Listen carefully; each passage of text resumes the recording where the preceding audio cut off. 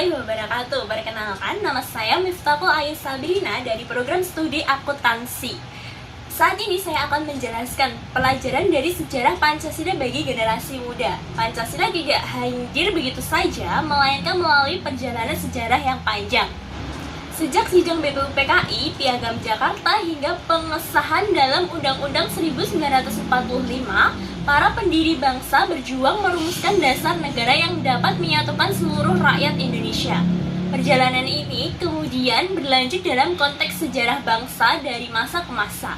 Awal kemerdekaan, RIS demokrasi terpimpin Orde Baru hingga reformasi. Sebagai generasi muda, penting bagi kita untuk tidak hanya memahami peristiwa-peristiwa itu, tetapi juga merefleksikan pelajaran yang dapat diambil untuk menghadapi tantangan zaman sekarang. Proses lahirnya Pancasila. Pada masa pembentukan Jepang, dibentuk BPUPKI atau Badan Penyidik Usaha-Usaha Persiapan Kemerdekaan Indonesia pada 29 April 1945 untuk mempersiapkan kemerdekaan Indonesia. Sidang pertama BPUPKI 29 Mei sampai 1 Juni 1945 membahas dasar negara. Muhammad Yamin mengusulkan 5 asas seperti ketuhanan, kemanusiaan, persatuan, kerakyatan, dan keadilan.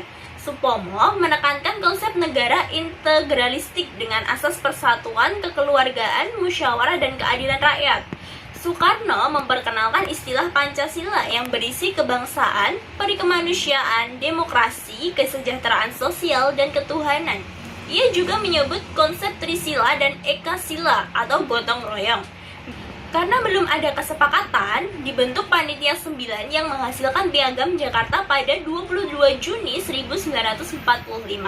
Piagam ini memuat rumusan dasar negara dengan sila pertama berbunyi, ketuhanan dengan kewajiban menjalankan syariat Islam bagi pemeluk-pemeluknya.